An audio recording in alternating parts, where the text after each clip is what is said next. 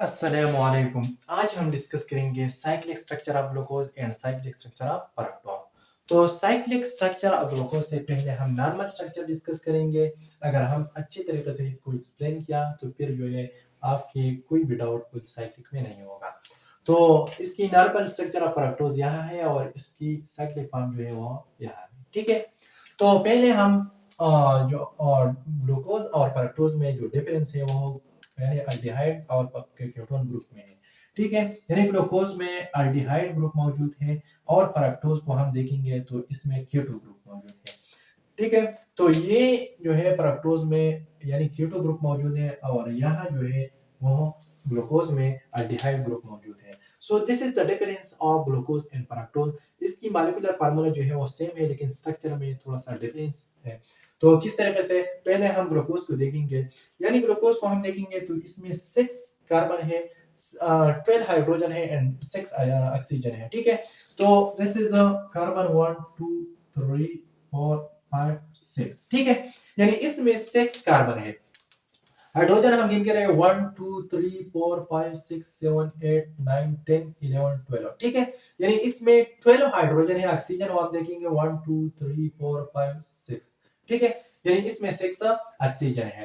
तो यानी ज्यादातर स्टूडेंट जो है इसमें बहुत ज्यादा डाउटफुल महसूस करेंगे कि how we can draw the structure of glucose. Normal structure वो हो, कभी भी डरा नहीं करेंगे तो अच्छी तरीके से ध्यान में रखो। यानी फर्स्ट जो कार्बन हम देखेंगे ये अल्डिहाइड ग्रुप है। ठीक है, तो सेकंड कार्बन OH इस तरफ अटैच करो और H इस तरफ अटैच करो।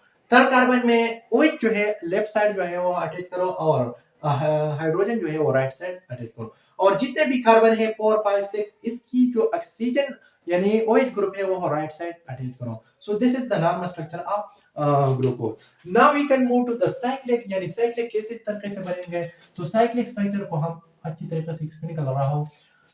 ये फर्स्ट कार्बन और फिफ्थ कार्बन के बीच में बॉन्ड बनती है। ठीक है, यानी फर्स्ट कार्बन और फिफ्थ कार्बन की जो ऑक्सीजन है इसके बीच में बॉन्ड बनती है। किस तरीके से, दिस इज 1 2 3 4 5 6, यानी 6 कार्बन है। ठीक है, तो 1 और 5 के बीच में बॉन्ड बनती है। 1 और 5 के बीच में बॉन्ड बनती है तो किस तरीके से, फर्स्टली ये अल्डिहाइड की जो ऑक्सीजन है बॉन्ड यहाँ शिफ्ट होगा तो इस पर नेगेटिव चार्ज आते हैं और ये बॉन्ड यहाँ ऑक्सीजन की तरफ शिफ्ट होगा तो इस पर पॉजिटिव चार्ज आते हैं।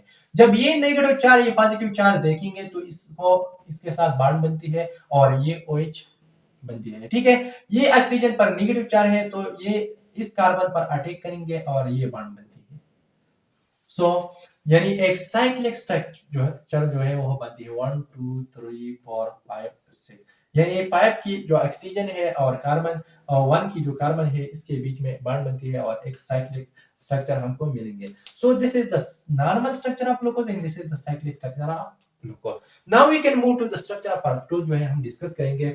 इसकी जो मॉलिक्यूलर फार्मूला है वो सेम है, यानी C6H12O6 भी है, यानी 1 2 3 4 5 6।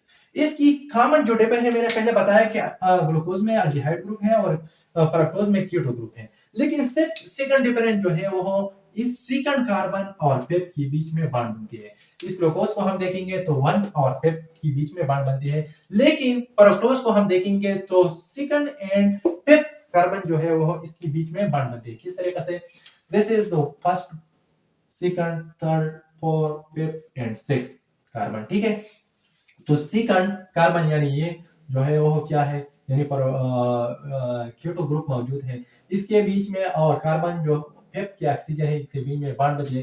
फर्स्ट डी इस कीटोन ग्रुप जो ऑक्सीजन है या बॉन्ड यहाँ शिफ्ट होगा तो इस पर नेगेटिव चार्ज आते हैं, इस ये बॉन्ड यहाँ शिफ्ट होगा तो इस पर पॉजिटिव चार्ज है।